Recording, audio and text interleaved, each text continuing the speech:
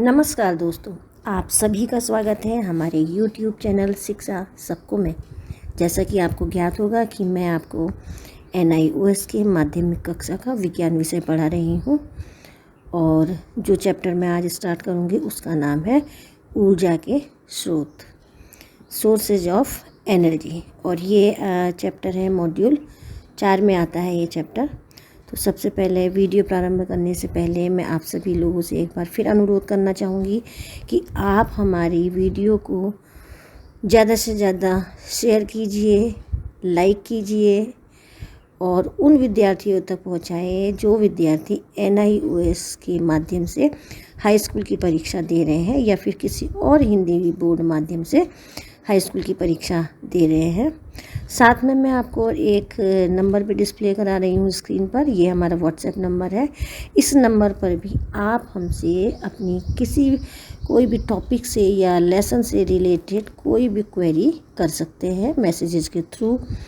और हाँ, आप जब भी वीडियो प्रारंभ होने से पहले आप एक कॉपी और एक नोटबुक लेके साथ में बैठे हैं, जिससे कि जो मेन पॉइंट्स है उसको आप नोट भी करते चले जाएं, जिससे एग्ज़ाम्स टाइम में आपको सरलता होगी अध्ययन करने में।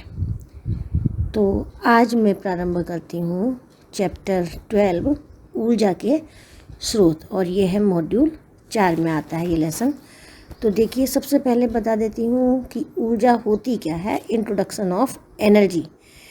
तो सामान्यतः बोला जाता है कि जो कार्य करने की क्षमता है उसी को ऊर्जा कहते हैं, अर्थात कार्य करने की क्षमता को ऊर्जा कहा जाता है। हमें हमारे शरीर की अंदर की क्रियाओं के साथ साथ हर एक कार्य करने के लिए ऊर्जा की आवश्यकता पड़ती है, अर्थात हमारे शरीर को भी काम करने के लिए ऊर्जा की ज़रूरत पड़ती है। इसी तरीके से शरीर के बाहर भी जो भी हमारे एटमॉस्फेयर में भी जो भी क्रियाएं हैं उसको करने के लिए भी ऊर्जा की आवश्यकताएं होती है। अगर हम कहते हैं कि किसी पिंड में ऊर्जा है तो इसका अर्थ है कि उसमें कार्य करने की क्षमता है। ऊर्जा हमें भोजन से तथा ईंधन से प्राप्त होती है, यानी कि भोजन से हमें एनर्जी मिलती है जिससे हमारा शरीर की क्रियाएं होती हैं, और ईंधन अर्थात फ्यूल्स, इससे भी जो होती है डिफरेंट कार्यों के लिए ऊर्जा प्राप्त होती है। भोजन से शरीर को तथा ईंधन से यातायात के साधनों को चलाने के लिए ऊर्जा प्राप्त होती है, जैसे कार, मोटर, बस इत्यादि। इनको चलाने के लिए ईंधन की आवश्यकता होती है और हमारे शरीर को कार्य करने के लिए भोजन की आवश्यकता होती है। तो ये हो गए ऊर्जा के स्रोत। अब देखिए, ऊर्जा के विभिन्न उदाहरण देख लीजिए क्या है। जैसे कार का इंजन है, कार चलती कब है? खाली खड़ी है तो वो उसे ईंधन की आवश्यकता नहीं है, परंतु जब उसको मूवमेंट में लाना है, चलाना है, तो उसको किसकी ज़रूरत होगी? एनर्जी की ज़रूरत होगी, और उस एनर्जी की ज़रूरत वो पूरा करेगा ईंधन से। तो जो कार है, कार का इंजन ईंधन से मिलने वाली ऊर्जा का प्रयोग करता है। इसी प्रकार रेडियो और टेप रिकॉर्डर है, इनको स्टार्ट करने के लिए, इनको चालू करने के लिए भी ऊर्जा किससे प्राप्त होती है? सेल्स से प्राप्त होती है या बैटरी से प्राप्त होती है। तेज़ी से बहता हुआ पानी है, उसमें भी एक प्रकार की ऊर्जा होती है, जिसके कारण बहता हुआ पानी नदी के किनारों को भी तोड़ देता है। ठीक है, तो यानी कि पानी के अंदर चलते हुए पानी में भी एक ऊर्जा है, जिसके वजह से वो नदी के किनारों को तोड़ देता है। इसी प्रकार हवा, जो विंड है, वो चलती है तो उसमें भी एक प्रकार की एनर्जी होती है, जिसके वजह से पेड़ मूवमेंट करते, पेड़ हिलते हैं। तो हवा में भी पेड़ों को हिलाने के लिए पर्याप्त ऊर्जा होती है। अब है नेक्स्ट टॉपिक है ऊर्जा के विभिन्न रूप, यानी various forms of energy. Energy किन किन रूपों में दिखाई देती है? तो हमारे दैनिक जीवन में हम ऊर्जा के विभिन्न रूपों का प्रयोग करते हैं। उदाहरण है, पहला है ऊष्मीय ऊर्जा।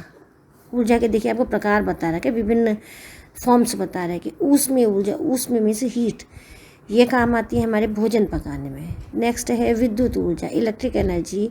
ये है बल्बों को जलाने में, प्रकाशित करने में या पंखा चलाने में, यहाँ पे विद्युत ऊर्जा की आवश्यकता पड़ती है।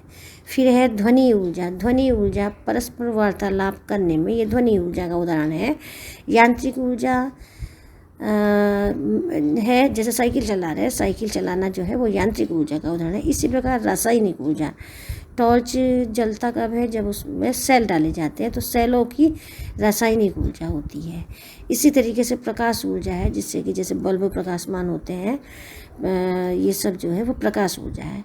और कभी कभी क्वेश्चन पूछा जाता है कि ऊर्जा के सबसे सामान्य रूप क्या है, तो ऊर्जा के सबसे सामान्य रूप है नंबर 1 ऊष्मीय ऊर्जा, दूसरा प्रकाश ऊर्जा तथा तीसरा विद्युत ऊर्जा। तो ये ऊर्जा के कॉमन रूप हैं, कॉमन फॉर्म्स हैं। नेक्स्ट है ऊर्जा के विभिन्न स्रोत, वेरियस सोर्सेज ऑफ एनर्जी, अर्थात ऊर्जा हमें कहाँ से प्राप्त होती है। तो ऐसे विभिन्न स्रोत हैं जो विभिन्न कार्यों के लिए ऊर्जा प्रदान करते हैं, जैसे कोयला है, पेट्रोल है, डीजल है, केरोसिन है और प्राकृतिक गैस है। ये सभी हमको क्या देते हैं, एनर्जी देते हैं। तो ये एनर्जी के विभिन्न प्रकार के स्रोत हैं।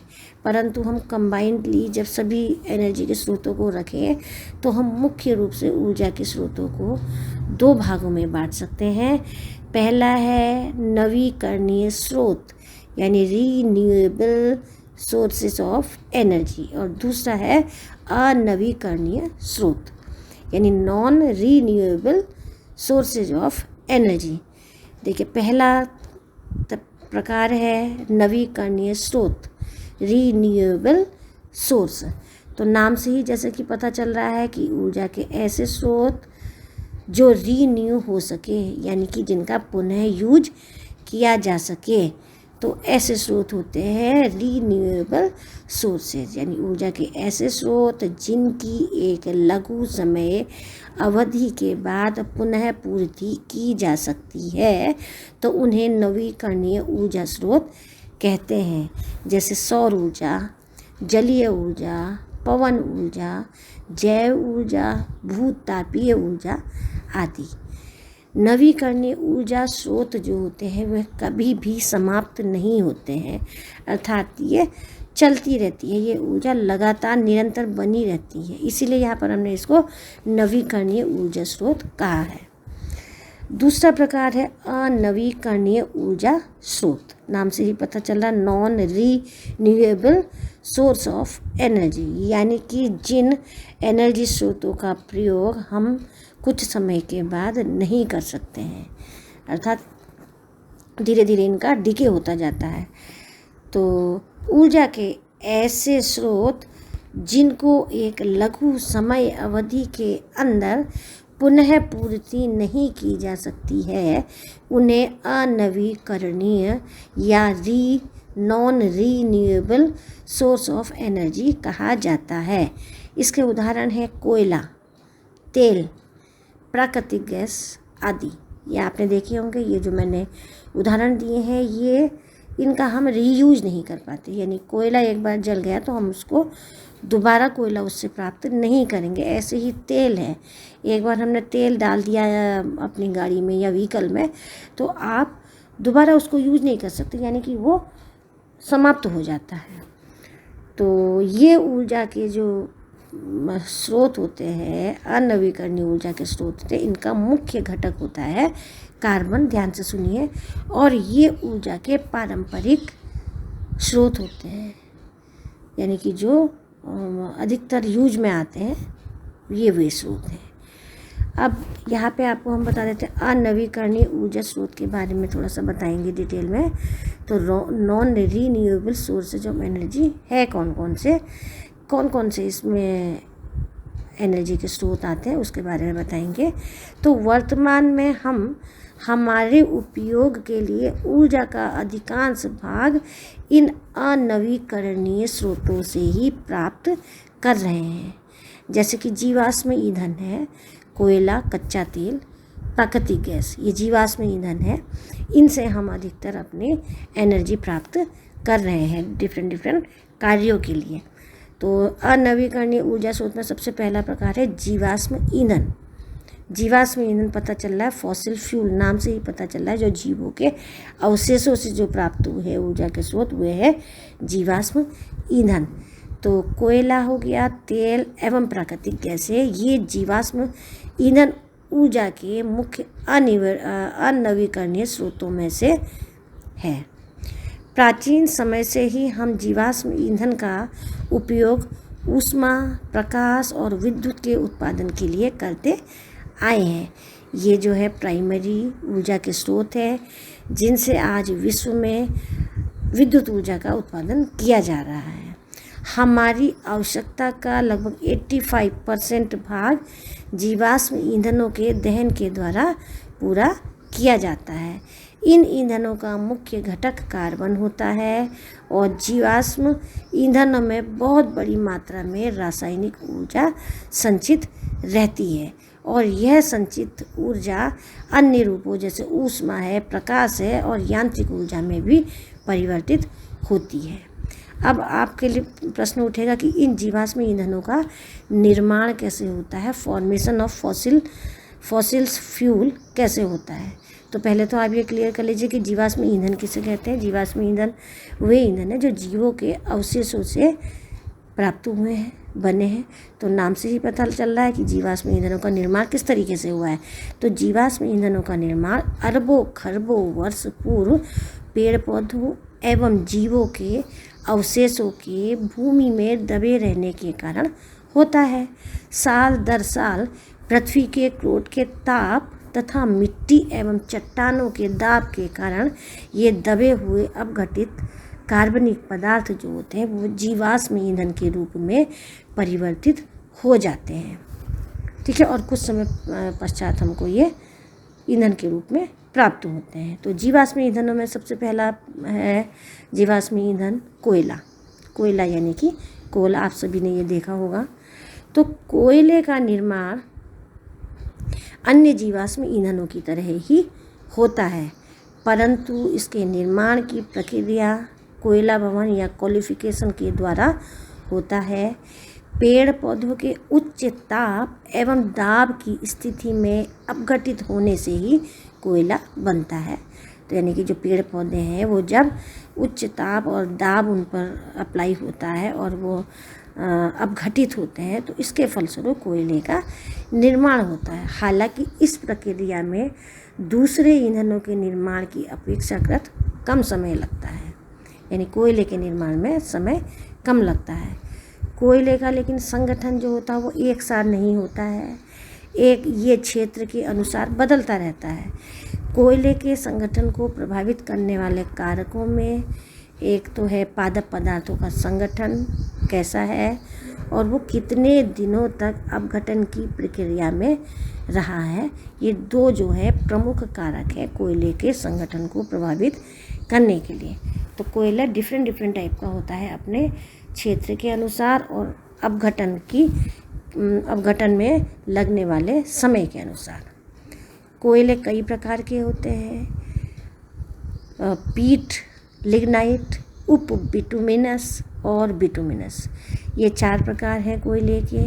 सबसे पहला प्रकार जो है उसे पीट कहते हैं, जो मृत एवं अपघटित पादप पदार्थों का संग्रह मात्र है। यानी जो पीट है वो ट्रू कोल नहीं, मतलब कोयला नहीं है, ये केवल मृत और अपघटित पादप पदार्थों का संग्रह मात्र है। और इसको अगर आप देखें तो इसमें आपको लकड़ी टाइप की दिखाई देगी, पादप पदार्थ आपको इसमें दृश्य होंगे।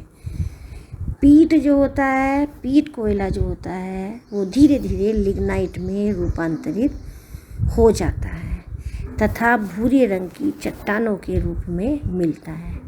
यानी कि जो पीट है वो थोड़े समय बाद लिग्नाइट में चेंज होता है, जो भूरे कलर का कोल होता है, भूरे कलर की चट्टानों के रूप में मिलता है। और इस जिसमें कि हम पादप पदार्थों को पहचान सकते हैं, उस कोयले में हमें पादप पदार्थ दिखाई देते हैं, पौधे दिखाई देते हैं। मुख्यतः पीट से कोयला बनाने की अवस्था में लिग्नाइट जो तीसरी स्टेज है वो बीज की अवस्था होती है और लिग्नाइट के बाद की अवस्था उप उप बिटुमिन होती है जो हल्के काले रंग का कोल होता है। इसमें बहुत ही कम दृश्य पदार्थ होता है। और बिटुमिनस कोयला जो है 4th टाइप का, वो कोयले का सर्वोत्तम प्रकार है। ये एकदम काला होता है, बहुत सघन होता है और भंगुर होता है। और इस कोयले का यानी बिटुमिन कोयले का कैलोरी मान सर्वाधिक होता है।